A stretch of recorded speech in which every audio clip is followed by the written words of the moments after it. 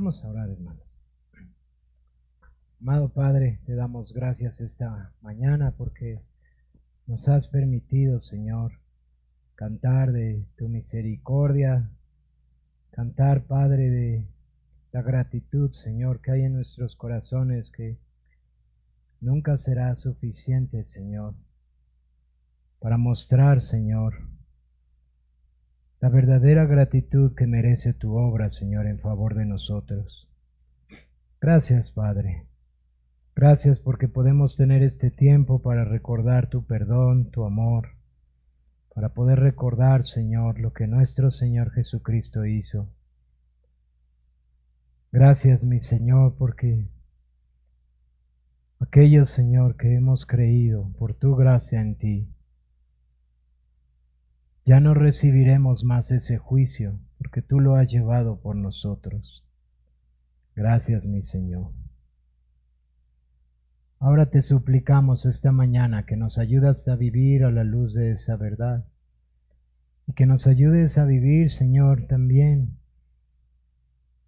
con un deseo, mi Señor, de poder llevar este mensaje a tanta gente que necesita escucharlo, mi Señor, porque el juicio viene, porque es una verdad, Señor, que has dejado testimonio a lo largo de la historia. Pero mayor testimonio lo hemos visto en ti en el Gólgota. Ayúdanos, mi Señor Jesús, a considerar, Señor, este precioso y glorioso Evangelio para nuestras vidas, pero también para nuestras familias, para nuestros amigos, nuestros compañeros de trabajo, nuestros vecinos y tanta gente que lo necesita. Mi Señor, háblanos a través de tu palabra, rogamos esta mañana, mi Dios, porque solo tú puedes hacerlo, mi Señor. Padre, no hay capacidad humana que pueda convencer el corazón del hombre para tomar su cruz y morir a sí mismo y seguirte a ti, mi Señor. Solo tú puedes hacerlo por tu Santo Espíritu. Solo tú puedes ayudarnos, mi Señor. Y puedes consolar y animar, y puedes hacer todas las cosas, mi Dios, que nosotros, por ninguna clase de elocuencia, pueden ser dadas, mi Señor. Mi Dios, guarda mi corazón, mi Señor. Y habla tú a tu iglesia con tu glorioso poder y magnificencia, Señor. Porque tú has prometido estar en medio de nosotros, Señor. Porque tú has prometido, Señor, derramar bendición y vida eterna en medio de la congregación de los santos. Oh Padre Santo, glorifícate en medio de tu congregación, por medio de tu palabra, Padre. Por favor, te lo rogamos esta mañana. Y te lo pedimos, Padre, sabiendo que tú lo harás abundantemente como lo haces cada día del Señor. Por tu gracia, por tu misericordia y para gloria tuya. En Cristo lo pedimos. Amén. Vamos a ponernos de pie, por favor, hermanos, y vamos a la primera epístola del apóstol Juan. Vamos a darle lectura desde el capítulo 1, verso 5, hasta el capítulo 2, verso 6. Aunque esta mañana, hermanos, solamente voy a predicar 2 versículos. Pensé que iba a poder avanzar más, pero creo que es necesario solamente enfocarnos en la primera sección del capítulo 2, del verso 1 al verso 6. Así que vamos a darle lectura, capítulo 1, verso 5, hasta el capítulo 2, verso 6. Me siguen, por favor, con sus miradas en su Biblia. Voy a darle lectura. Dice la palabra de Dios así: este es el mensaje que hemos oído de Él y os anunciamos. Dios es luz y no hay ningunas tinieblas en Él. Si decimos que tenemos comunión con Él y andamos en tinieblas, mentimos y no practicamos la verdad. Pero si andamos en luz como Él está en luz, tenemos comunión unos con otros, y la sangre de Jesucristo su Hijo nos limpia de todo pecado. Si decimos que no tenemos pecado, nos engañamos a nosotros mismos, y la verdad no está en nosotros. Si confesamos nuestros pecados, Él es fiel y justo para perdonar nuestros pecados y limpiarnos de toda maldad. Si decimos que no hemos pecado, le hacemos a Él mentiroso y su palabra no está en nosotros. Hijitos míos, estas cosas os escribo para que no pequéis. Y si alguno hubiera pecado, abogado tenemos para con el Padre a Jesucristo el justo. Él es la propiciación por nuestros pecados, y no solamente por los nuestros, sino también por los de todo el mundo. Y en esto sabemos que nosotros le conocemos y guardamos sus mandamientos. El que dice yo le conozco y no guarda sus mandamientos, el tal es mentiroso y la verdad no es en él. Pero el que guarda su palabra, en este verdaderamente el amor de Dios se ha perfeccionado, porque sabemos que estamos en él. El que dice que permanece en él, debe de andar como él anduvo. Amén. Pueden tomar sus lugares, hermanos, por favor.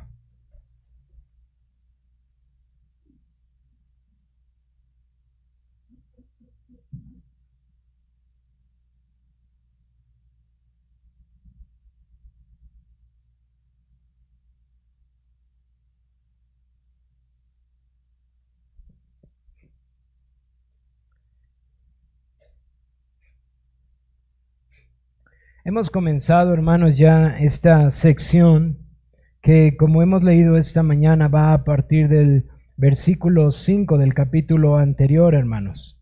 Y ya hemos iniciado, hermanos, esta carta después de haber visto esta introducción del versículo 1 al versículo 4, y hablábamos de esta introducción, qué importante es, pues resume o contiene la sustancia del mensaje del apóstol Juan a los creyentes.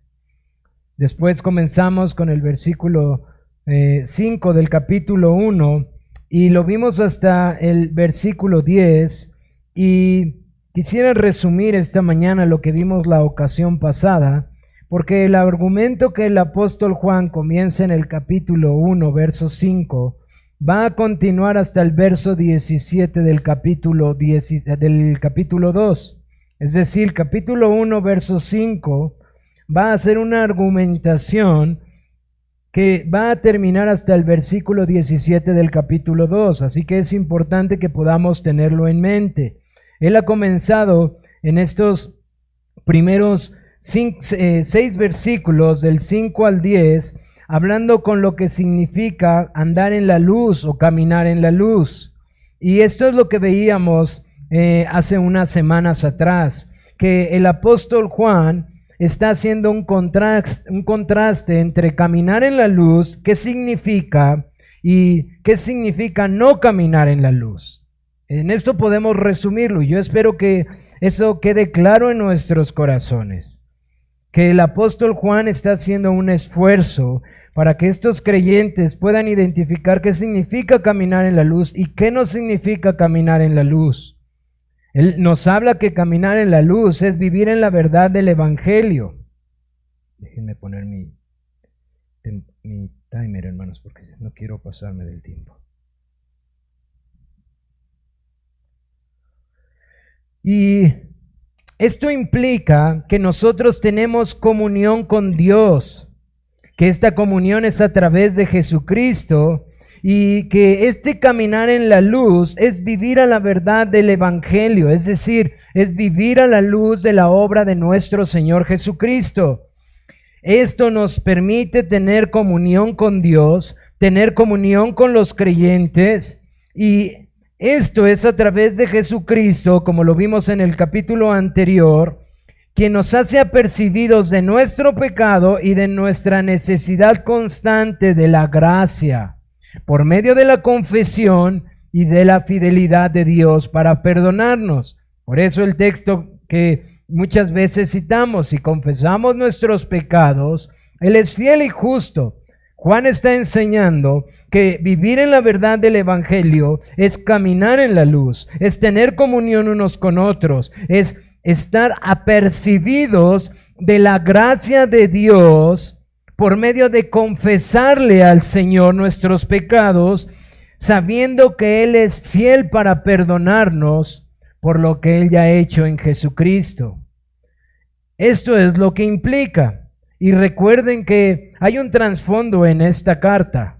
Él está corrigiendo cómo falsos creyentes se han introducido en esta iglesia y cómo están distorsionando la doctrina del Evangelio y cómo esto está afectando sus vidas.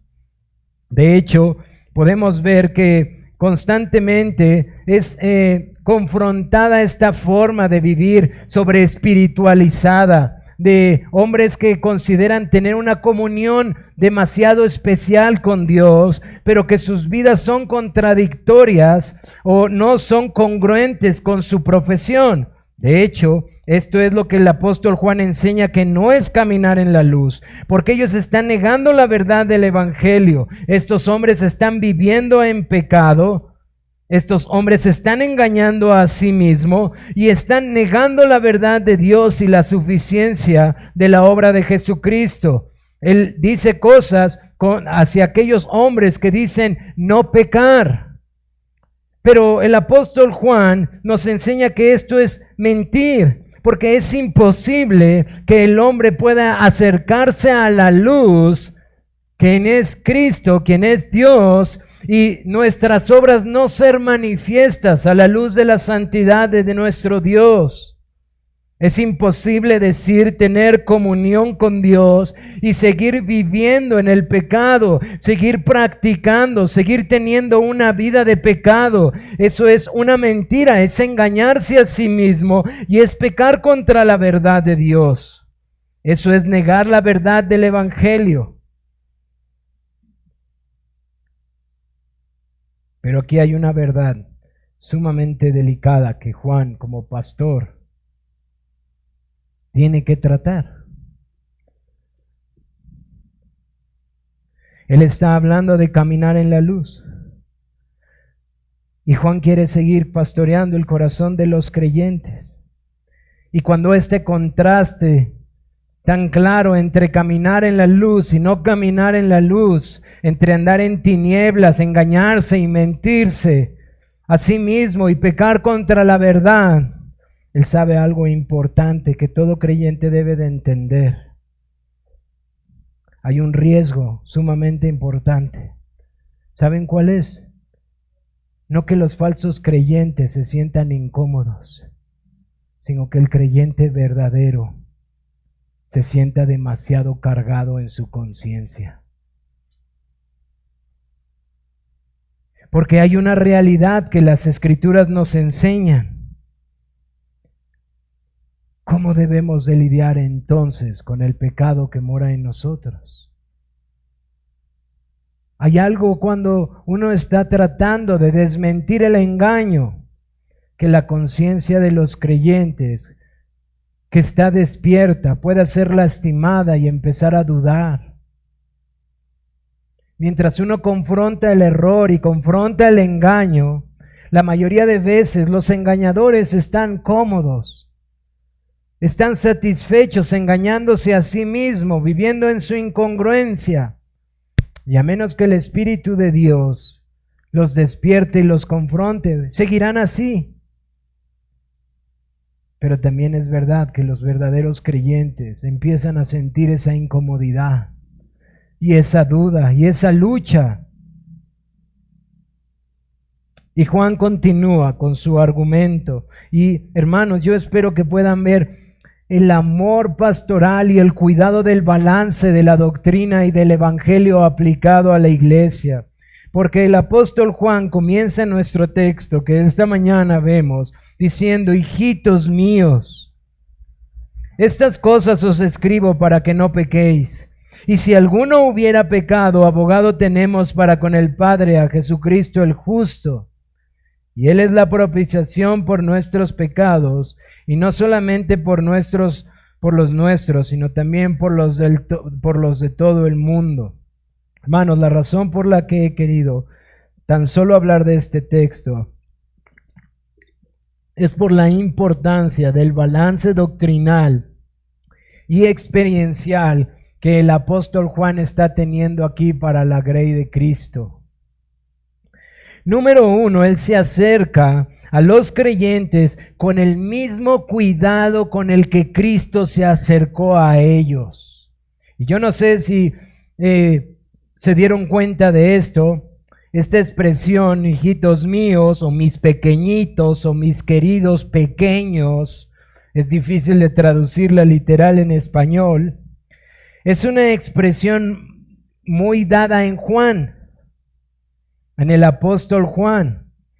Y ustedes recordarán la introducción, lo que hemos visto, lo que era desde el principio, lo que nuestros ojos vieron, lo que contemplaron y lo que palparon nuestras manos tocante al verbo de vida. Juan comienza introduciendo esta carta diciendo su autoridad apostólica, pero también su verdad,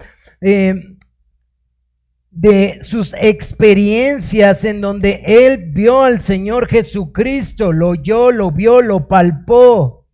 Él está hablando como un apóstol y la autoridad que le dio ser partícipe de aquellos hombres que vieron la obra de nuestro Señor Jesucristo. Pero él está hablando también de manera experiencial en su corazón, hermanos.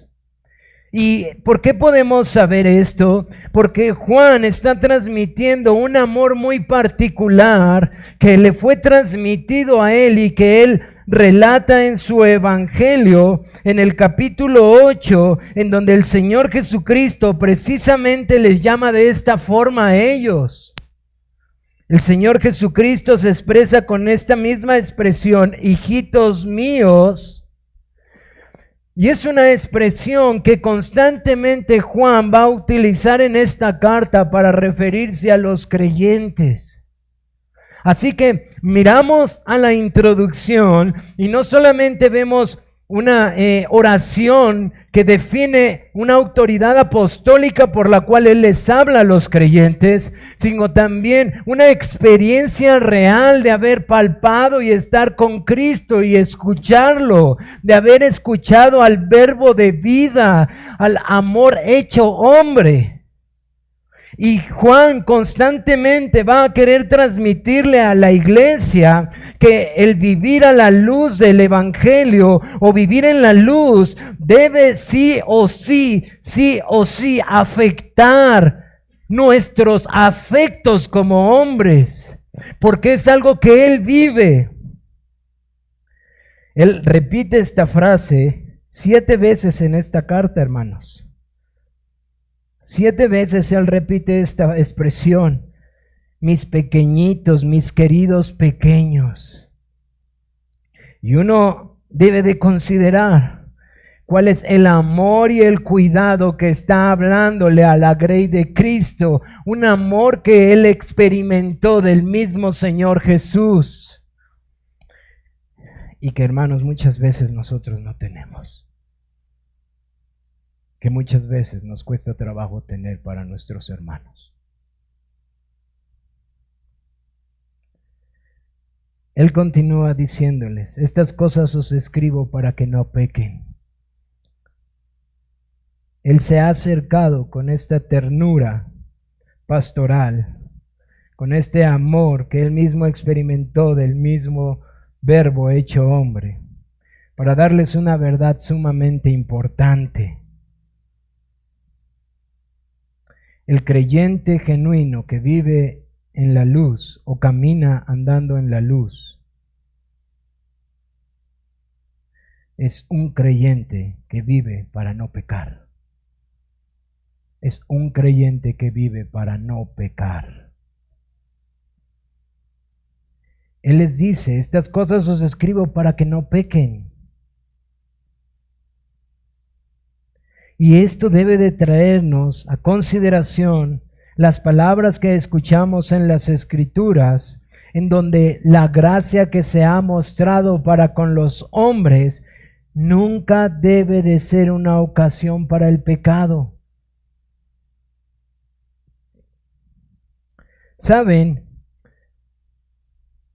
Hay creyentes genuinos con gran temor de predicar los versículos anteriores acerca de de cómo los creyentes no pueden decir que no pecan y de cómo siempre pecan, porque el mayor temor es decir, esto va a dar una ocasión para el libertinaje.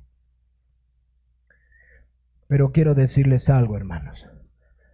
ningún hombre en la tierra tiene la libertad de decir que sí predicar de la palabra de Dios y que no predicar de la palabra de Dios. La palabra de Dios debe de exponerse en su claridad y dejar que el Señor aplique estas verdades a nuestro corazón. Nosotros no debemos de ser aquellos hombres que vamos a determinar qué enseñar y qué no, por aquel cuidado que podamos pensar que es bueno y piadoso, hermanos.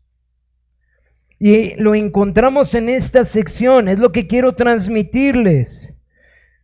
El apóstol Juan les ha dicho a los creyentes, el que anda en luz no anda en tinieblas, ya no anda practicando el pecado. Pero al mismo tiempo andar en luz y no practicar el pecado nos hace ver nuestro pecado. Y entonces tú pudieras decir, hermano, eso es muy difícil, porque estoy en luz y ya no debo de vivir en pecado, pero me acerco a la luz y me doy cuenta de mi pecado. Esa es la vida cristiana, hermano, de este lado de la eternidad. Esa es la realidad de todo creyente. Y nuevamente Juan se acerca, pero mis pequeñitos, mis amados, les digo estas cosas para que ustedes vivan en conformidad a su llamamiento, para que ustedes vivan en conformidad a lo que ustedes son. Personas que ya no desean pecar, personas que tienen la capacidad de no pecar.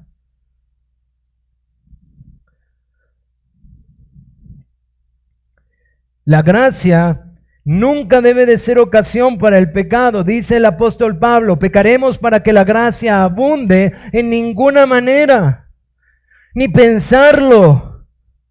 No debe de ser nunca nuestro razonamiento. Si he sido salvado, pero todavía estoy en un cuerpo de pecado, entonces yo puedo seguir pecando. Eso es lo que no debe de estar en nuestra mente. ¿Por qué, hermanos? Porque ahora hemos sido capacitados para no pecar. Porque vivir a la luz del Evangelio implica santidad, como dice el autor de Hebreos, sin la cual nadie verá a Dios.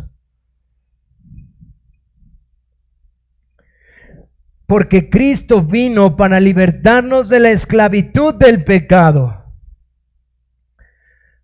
Y mientras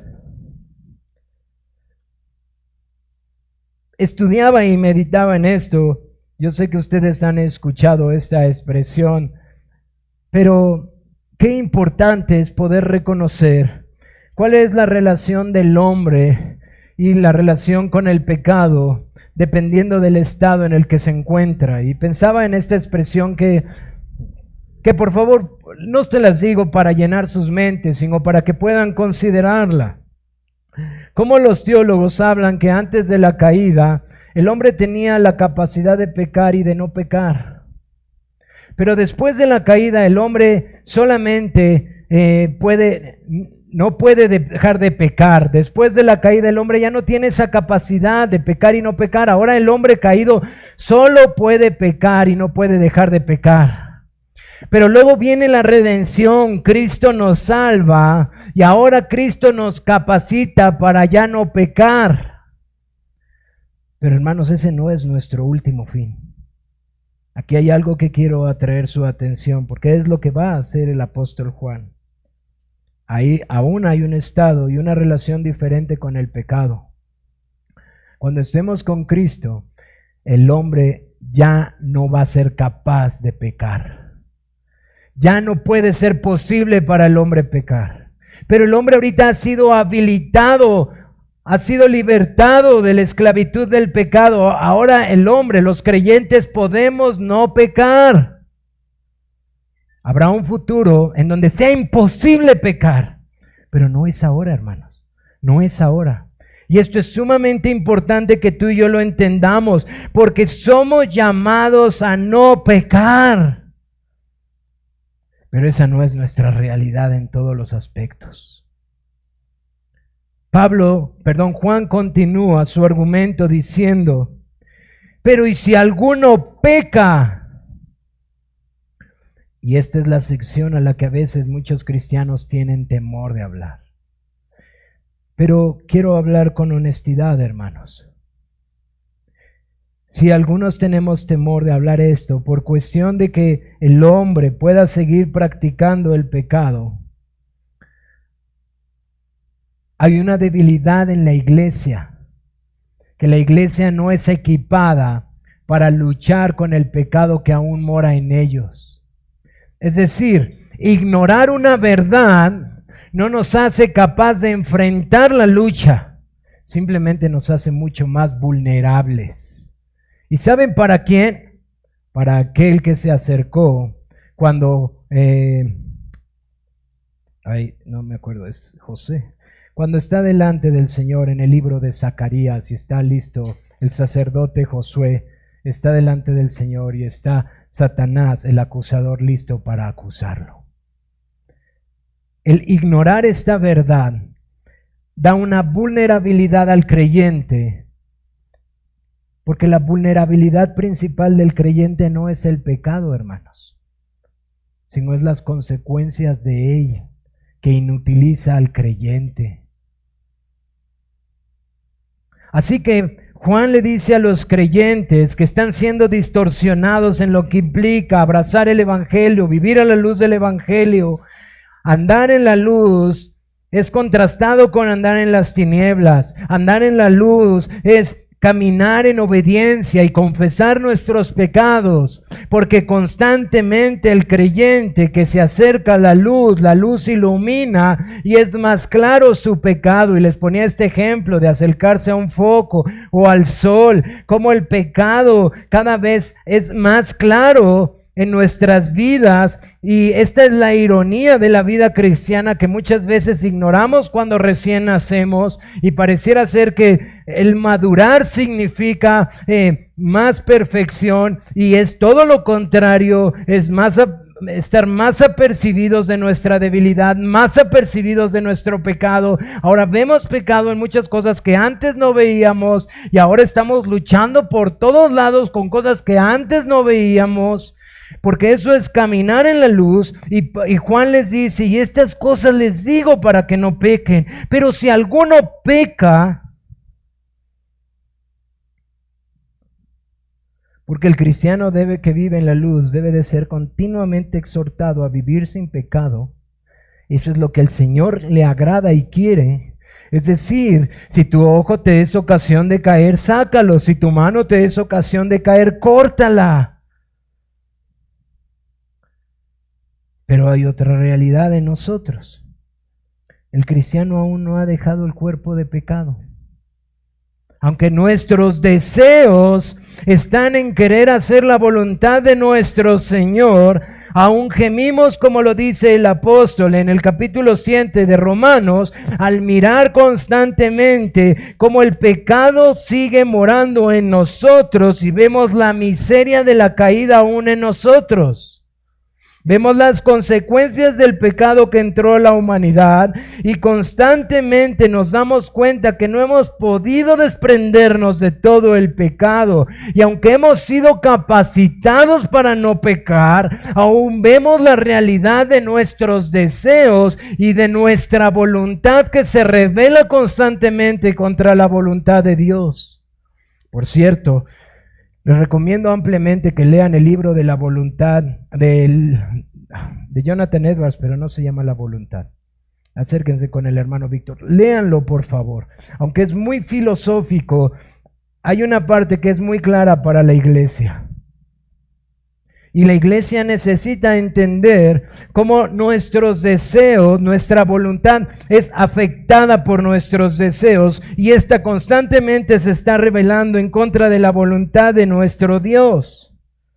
Y Juan conoce esta realidad. Juan es consciente de la debilidad humana y del poder seductor de Satanás, de cómo constantemente Satanás te observa a ti y me observa a mí. Y está constantemente observándonos para ponernos precisamente lo que sabe que tú y yo somos débiles y propensos a pecar. Juan sabe esta realidad.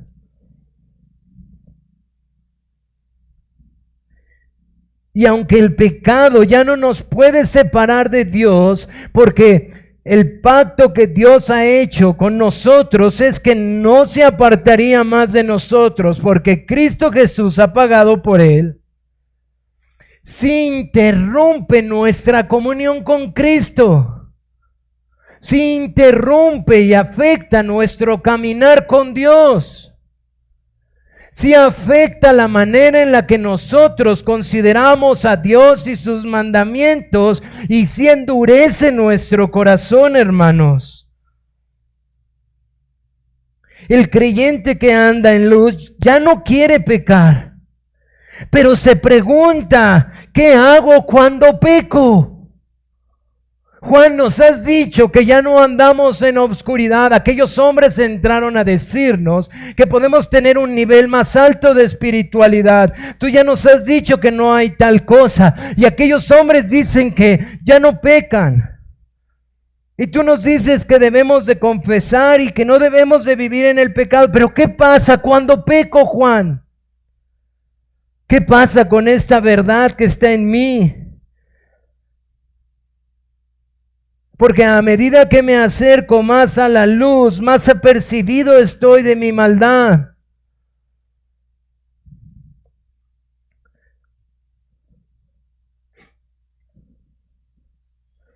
Así que es verdad, después de la redención el hombre es capaz de no pecar. Es capaz. A diferencia de la caída, el hombre era incapaz de dejar el pecado. Pero ahora tú y yo hemos sido habilitados para dejar de pecar, y aunque parezca trabalenguas, esa es nuestra realidad, hermano. Y tú y yo tenemos que preguntar, ¿y qué pasa cuando peco? Pues Juan tiene una hermosa respuesta para esto. Un amoroso y consolador consejo pastoral para evitar el desaliento en los creyentes. Abogado tenemos para con el Padre, a Jesucristo el justo. Ese es el consuelo, ese es el cuidado pastoral que Juan tiene para sus hijitos. Cuando la comunión con el Padre se ve interrumpida,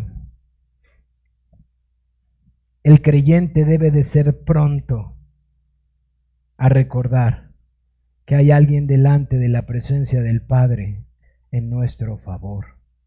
¿Sabes qué va a pasar? Que Satanás te va a decir todo lo contrario. No lo hagas, hipócrita. No lo hagas, no te acerques. ¿Para qué lo haces? Apártate, no vayas a la iglesia. No seas hipócrita, la vas a contaminar, vete. Y va a estar acusándote y acusándote y acusándote y acusándote. ¿Y sabes qué va a pasar? Si tú permites que eso entre aquí, a veces es muy difícil de sacarlo. ¿Y sabes qué vas a hacer? Te vas a apartar. Y vas a pecar más y te vas a endurecer. ¿Y sabes qué? Es un soldado menos en el ejército del Señor, que está avanzando el reino de Dios con violencia. Porque el remedio que Juan da no es ocultarse, es confesarle a Dios nuestro pecado. De hecho, él dice por qué. Y aquí es donde hay sustancia, hermanos, que quiero que sean apercibidos. Él les dice que delante del Padre tenemos un abogado. Y la palabra original que está utilizando ahí es la palabra que nosotros conocemos, y no me gusta decir esto en las predicaciones, pero quiero que lo relacionen para que puedan entender el significado nuevo testamentario de esto. Juan les está diciendo a los hermanos amados, a los hijitos amados, que delante del Padre nosotros tenemos un ayudador, un defensor, o en el original, un paracletos.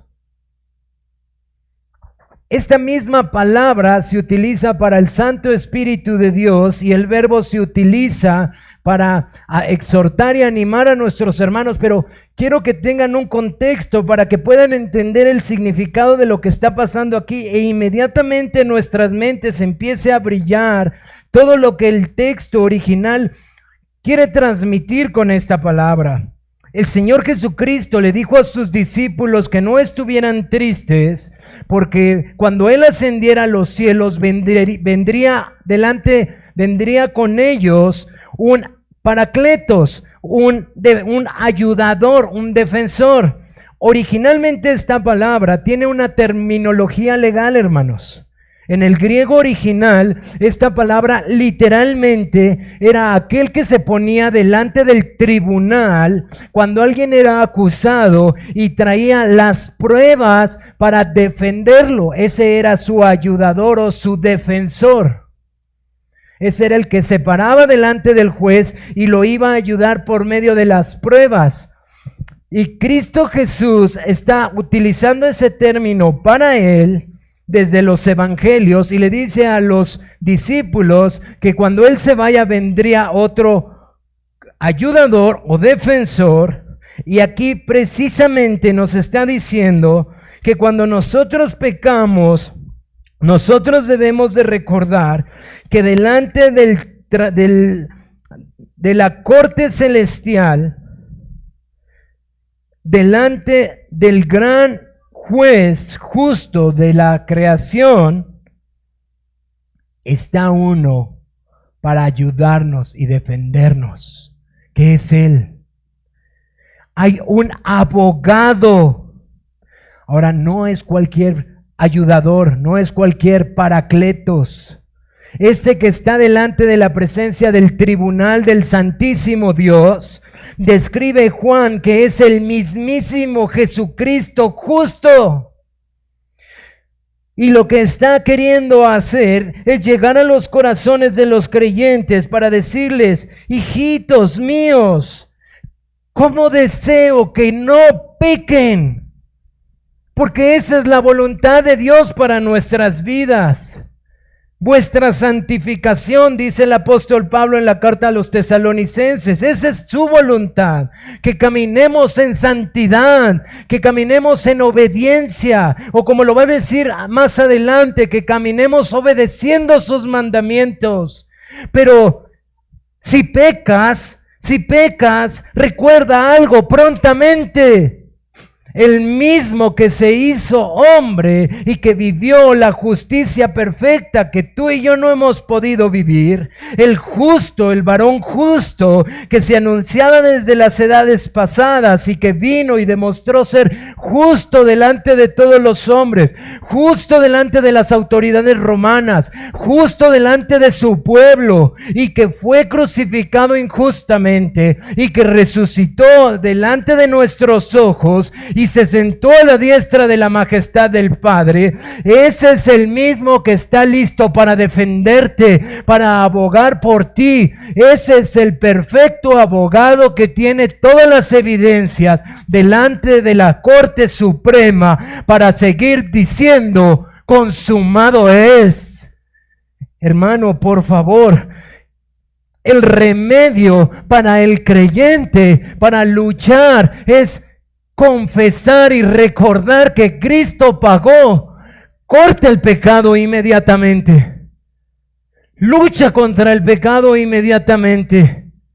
Ponlo delante del Señor y recuerda al justo que está delante del Padre y que está listo para ayudar. Porque Dios designó a su Hijo, el justo.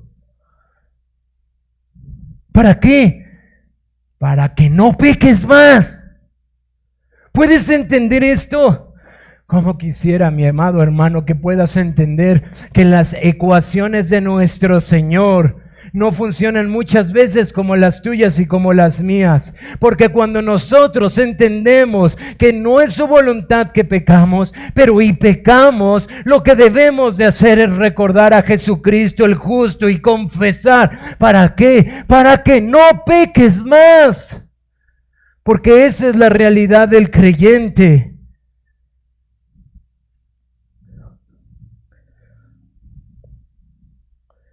Este es el verdadero ayudador, no tu autocompasión, no tu autoflagelación, no aquellas cosas de las cuales el apóstol dice que no tienen valor en contra de los deseos de nuestra carne. Jesucristo el justo ha cumplido todas las demandas de la ley en perfección. Y esas son las pruebas a nuestro favor, su justicia perfecta. ¿Para qué, hermano? Para que tú y yo recordemos quiénes somos. Y continúa, hermanos. Esto es la razón por la que quise pasar tiempo en este pasaje, hermanos. Él pudo haber avanzado en esto.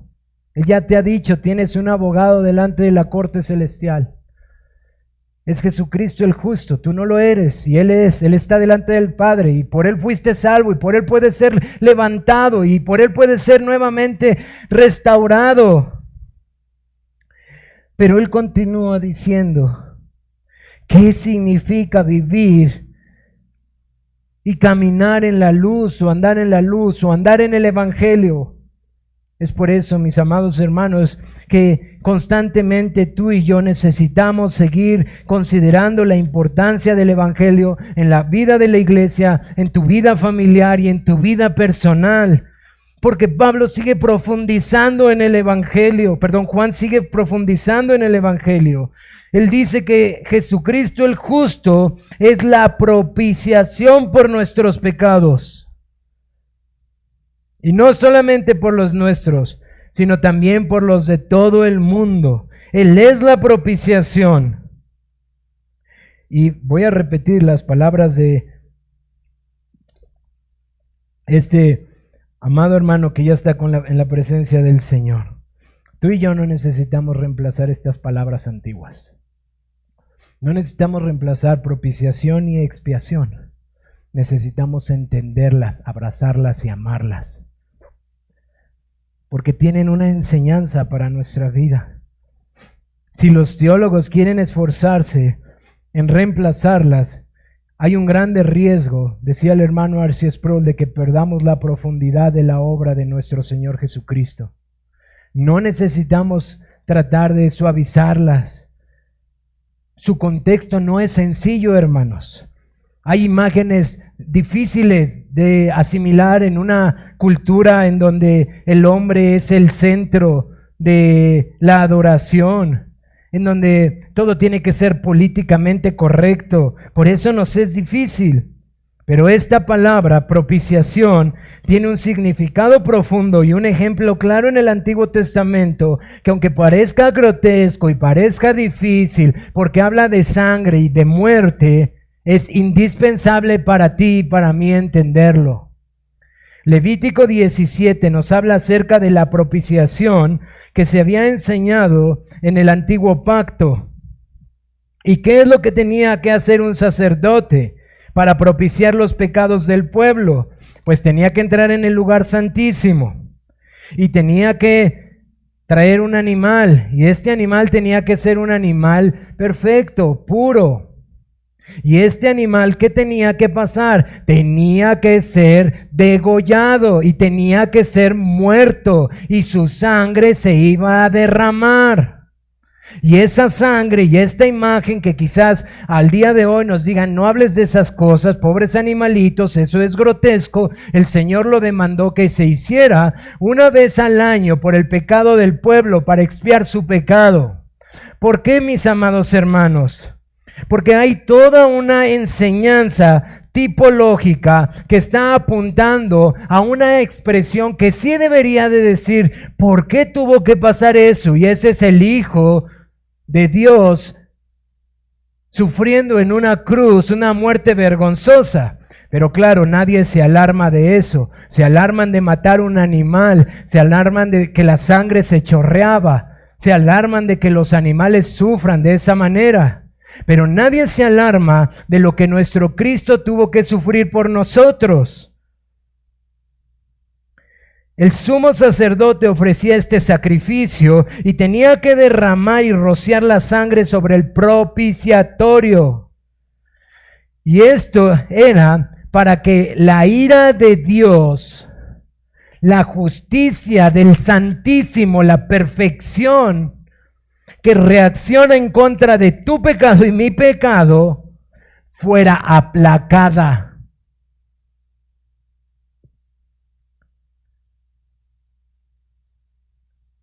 Y dice las Escrituras que el sacrificio perfecto que expía, que satisface las demandas y que puede propiciar o quitar esta enemistad que hay entre Dios y el hombre por causa del pecado, es su Hijo Jesucristo. Él es nuestra propiciación. O como lo llama el autor de Hebreos, Él es el verdadero sacrificio expiatorio. Él es quien verdaderamente entró y llevó el castigo y derramó su sangre para que tanto la culpa legal que tú y yo tenemos delante de Dios por el pecado, así como la enemistad que Dios muestra en contra de los pecadores por causa de nuestro pecado, sea quitada. Para eso, esta imagen clara del pueblo de Israel tenía que tener constantemente por medio del sumo sacerdote, y Jesucristo, nuestro gran sumo sacerdote, fue ese sacrificio perfecto que entró en el lugar santísimo una vez y para siempre y derramó su sangre para pagar y saciar las demandas de la justicia por nuestra culpa legal.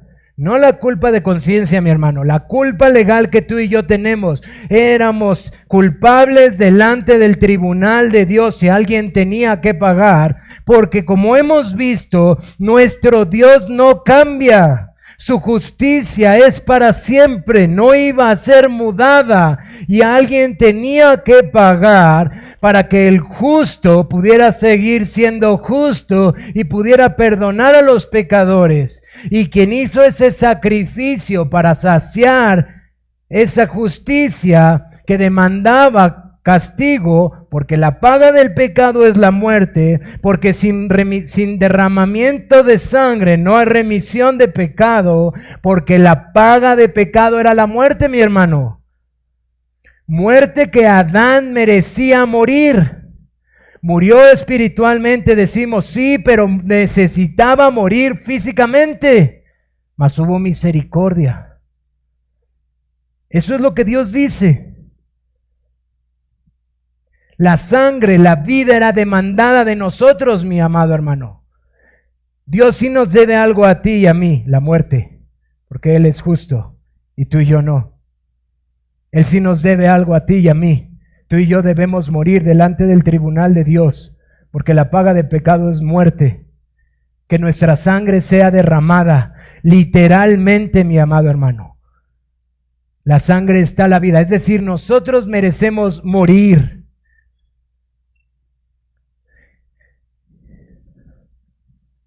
Yo sé que ya fue claro, hermano. Eso es lo que tú y yo tenemos que pensar cuando pecamos. Que Él ya lo hizo. Porque lo más común cuando el hombre peca es olvidar que el justo es el que pagó y satisfizo todas las demandas delante del Padre. Y puedes estar escuchando al acusador días, meses y años. Y Juan dice que Él es nuestro abogado, Él es nuestra propiciación. Él ya ha pagado el precio de nuestra ofensa. Él ha satisfecho la justicia necesaria de nuestra injusticia. Y nos ha reconciliado con Él. Porque nuestro pecado nos había enemistado, hermano. Y nuevamente el pecado ya no nos separa, pero sí interrumpe nuestra comunión. Sí endurece, ya no quiero orar, esto es muy difícil, ya no quiero continuar. Y ahí estamos haciendo nuestro berrinche. Todos, hermanos, todos, por olvidar que Jesucristo el justo está delante del Padre, que Él ha pagado y satisfecho todas las demandas para nuestra reconciliación con Dios. Y que es este mismo Jesucristo que habló a sus discípulos, hijitos míos, y que Juan empieza la carta diciendo, y estas cosas os escribo para que ustedes sean partícipes juntamente con nosotros, los apóstoles, de lo que nosotros fuimos partícipes, comunión plena con Dios a través de Jesucristo. Ahora te das cuenta la unidad de esta forma de hablar de Juan a los creyentes. Dios ha satisfecho todo y el pecado viene e interrumpe, viene y estorba, robándote el gozo del ser humano que es la vida eterna, robándote la plenitud. ¿Sabes algo, mi amado hermano? ¿Cómo podemos seguir luchando en contra del pecado? Disfrutando de esta plenitud y de esta vida eterna, de esta perla de gran precio. Porque donde está nuestro tesoro está nuestro corazón. Y mientras tú y yo podamos seguir mirando a Cristo y decir, yo soy tuyo y tú eres mío, tú eres la rosa de Sarón, mi corazón te anhela y te desea. ¿Sabes qué va a pasar? Vendrá la tentación, vendrá el pecado y dirás, no quiero más. Esto está interrumpiendo mi gozo, está interrumpiendo mi plenitud en esta vida. Porque tu plenitud no es tu familia, tu plenitud no es tu trabajo, tu plenitud no es tu ministerio, tu plenitud no es tu fuerza, tu plenitud no es tu cuenta bancaria, tu plenitud es Cristo. Y Él quiere que nosotros tengamos esto presente en nuestros corazones. Y viene esta parte que a veces es complicada expresar, que dice, no solo es la propiciación por nuestros pecados, sino también por los de todo el mundo. Aquí hay dos principales posturas. El alcance del sacrificio propiciatorio, es decir, Él es nuestra propiciación, y dice que no solo por nuestro pecado, sino por todo el mundo. Y antes de que le impongas un pensamiento a este texto, quiero llevarte a pensamientos de esta misma carta. Él ha hablado y seguirá hablando entre los que andan en luz y andan en tinieblas, entre los que son hijos de Dios y son hijos del diablo, entre los que caminan en obediencia y los que caminan en desobediencia. Es decir, Juan ha sido intencional en hablar de dos tipos de personas: aquellos que andan en luz y aquellos que andan en tinieblas y todas sus derivaciones. Así que es evidente que Juan no está diciendo aquí que el sacrificio propiciatorio, que el sacrificio expiatorio de nuestro Señor Jesucristo, que propicia la ira de Dios, es para toda la humanidad. Porque eso sería una incongruencia de Juan. ¿Por qué hacer una diferencia? ¿Por qué hablar de aquellos que son hijos de Dios y hijos de Satanás? Aquellos que son descritos en el capítulo 3 como hijos del diablo. Pero tratando de suavizar estas palabras, algunos teólogos han dicho, bueno, aquí está hablando de del alcance universal, es decir, del alcance universal, pero un propósito particular, ¿no? Algunos teólogos los han escuchado decir eso. Es decir, Cristo es suficiente para todo el mundo, pero es eficiente para los que creen en Él. Yo creo que es solo una forma de no enfrentar lo que nuestro corazón y nuestra mente le cuesta trabajo entender. La carta contradice eso en su explicación. Y el mensaje de Juan contradice eso en su exposición. Juan no está hablando aquí de el alcance universal y el propósito particular, la suficiencia para todo el mundo, pero la eficiencia para los escogidos. Interpretemos esta frase en su contexto, porque está hablando verdaderamente de todo el mundo. Está hablando verdaderamente de una totalidad, pero no una totalidad de la particularidad. Ya sé que otra vez parece trabalenguas, hermanos. No una totalidad de cada individuo, no una totalidad de la individualidad, sino una totalidad literal del mundo. No de cada criatura, porque si decimos que habla de todas las criaturas, tenemos un problema mayor. También la Biblia habla de las criaturas de los ángeles, y hay ángeles que cayeron, y nunca la Biblia nos habla de los ángeles como aquellos que pueden hallar salvación. Aquí habla de una totalidad y de el mundo en su extensión. ¿Y qué dice la carta al respecto de esto? Cuando él está haciendo esta distinción en el capítulo 3, él habla acerca de los hijos de Dios y los hijos del diablo, así que eso nos descarta que hable de la universalidad particular de todos. Pero sí nos está hablando de una totalidad, hermanos.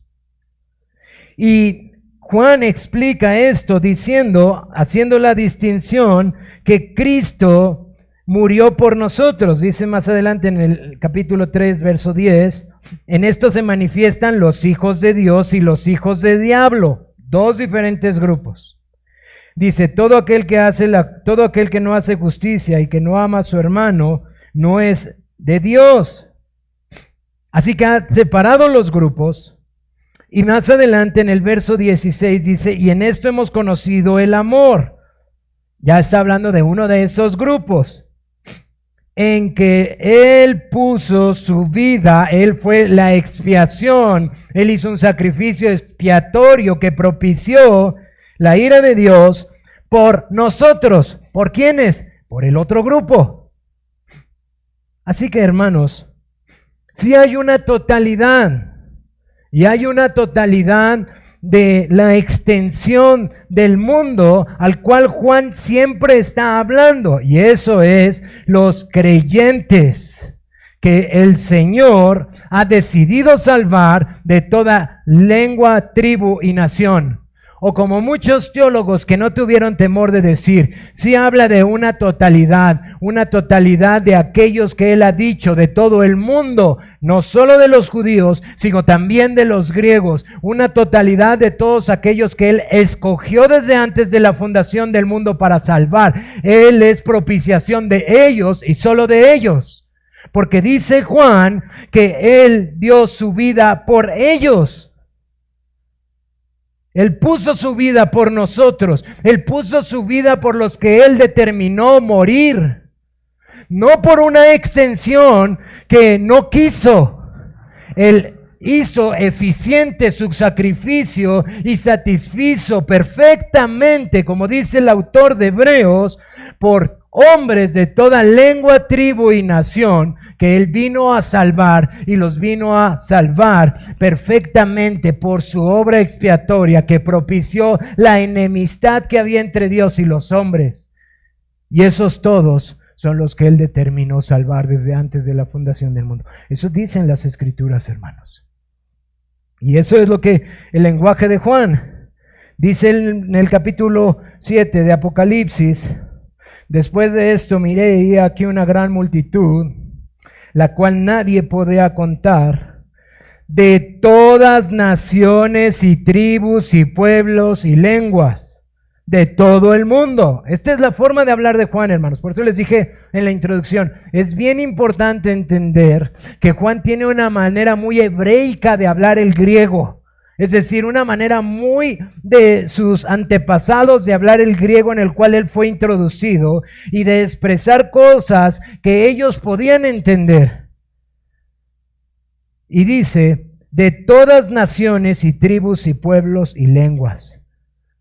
O como lo dice en nuestra carta y también en el Evangelio de Juan, de todo el mundo, porque de tal manera amó Dios al mundo que ha dado a su Hijo unigénito. Él amó hombres del mundo, hermano, de todo el mundo, no solo judíos, sino también griegos. Y Él vino a morir por ellos, los amó y los amó hasta la muerte. Eso Él hizo, hermanos. Y yo sé que eso es complicado para entender, pero eso es lo que la Biblia dice. Este es el lenguaje juanino, así Él se expresa. He aquí una gran multitud, la cual nadie pudo contar, de todas naciones y tribus y pueblos y lenguas, que estaban delante del trono, en la presencia del Cordero. Por cierto, en la meditación nosotros vimos cómo desde el profeta Isaías hasta el apóstol Juan, en la profecía de Apocalipsis, él habla de esto, como hombres de todo el mundo, de todas las naciones. Podemos resumir, hermanos, lo que Juan tiene en su corazón para sus amados hermanos creyentes en Jesucristo. Como lo dice un autor, su intención es preservar la santidad práctica de los creyentes, sin desalentarlos cuando descubren su pecado. Y decía otro hermano, que cuando nosotros consideramos a aquellos que admiramos, que nos preceden en la fe y nos preceden en conocimiento en la historia de la iglesia cristiana, eran hombres que también nos preceden en su entendimiento de su miseria y de su pecado. Eso no debe de desalentarnos, sino debe motivarnos a saber que en Cristo Jesús nosotros tenemos un abogado, Jesucristo el justo, quien es nuestra propiciación. Así que, hermanos, guardemos nuestros corazones de usar la gracia de Dios como una ocasión para el pecado. La intención de este texto no es que digamos ahora puedo seguir pecando, porque aquel que vive en el pecado como su forma de vida vive en las tinieblas, dice Juan. El vivir en la luz nos lleva a no querer pecar. Pero si pecas, levántate, hermano, porque 7 veces caerá el justo y 7 veces se levantará. ¿Por qué? Por Jesucristo el justo, porque Él es fiel, porque Él recibe la gloria de lo que ha hecho en débiles hombres como tú y como yo. Guardemos nuestros corazones del desaliento. Recordemos constantemente la obra de nuestro Señor Jesucristo y su suficiencia para no quedarnos postrados cuando pecamos. Confesemos y recordemos el poder del Evangelio y su suficiencia para nuestras vidas. Jesucristo es suficiente, pues Él es nuestro gran sumo sacerdote que intercede por nosotros. Amigo mío, esta mañana que estás aquí, tu corazón no es movido a querer dejar el pecado. Si tú estás escuchando esta mañana el mensaje, es evidente que tu corazón va a tomar eso como ocasión para el pecado. Es decir, seguirás viviendo y practicando el pecado, sea públicamente o sea de manera oculta y vergonzosa. Y peor aún, disfrutarás de él en tu corazón. No lo aborrecerás. Disfrutarás de tu pecado y lo seguirás apapachando y te seguirá deteriorando y haciendo ver que la palabra de Dios es veraz. ¿Sabes algo? Para ti que vives en el pecado, la ira de Dios está sobre ti. No tienes comunión con Dios. No puedes disfrutar de Él. No hay bendición para los injustos. Hay maldición. Hay desaliento. Hay desconsuelo. A menos que decidas mirar a Jesucristo el justo, sufriendo en tu lugar y llevando la culpa de tus pecados en la cruz. Recordando que el cielo se oscureció a la hora sexta, porque el juicio que tú y yo merecemos fue derramado sobre su Hijo. Aquel juicio que Isaías anunciaba, el juicio que merecen las naciones porque han roto el pacto, tú y yo lo hemos roto y tú y yo lo merecemos, pero Jesucristo lo sufrió en la cruz. Él llevó nuestra culpa. Él llevó la culpa de los pecadores, aunque Él fue justo y nunca pecó, para ser reconciliados con Dios. Ahora sí, si después de eso, si después de poner tu esperanza y mirar a Jesús y decir, sí, Él murió por mí, Él pagó por mis pecados, Él sufrió el juicio que yo merezco, yo soy pecador y Él no debía de sufrirlo, pero lo sufrió por mí. Quiero decirte algo. Podrás disfrutar de comunión con Dios por medio de Jesucristo. No porque un sacerdote o un pastor te lo diga, sino porque Jesucristo es la propiciación por los pecados. Así que cree en Él y abandona tu pecado, arrepiéntete, pon tu confianza en Cristo, quien sufrió en el lugar de los pecadores, y recibe el perdón glorioso que Cristo ofrece, para que tú y yo podamos seguir disfrutando de comunión con Él. Esta es la vida eterna, que te conozcan a ti, al único Dios verdadero, y a Jesús a quien has enviado. Mi amado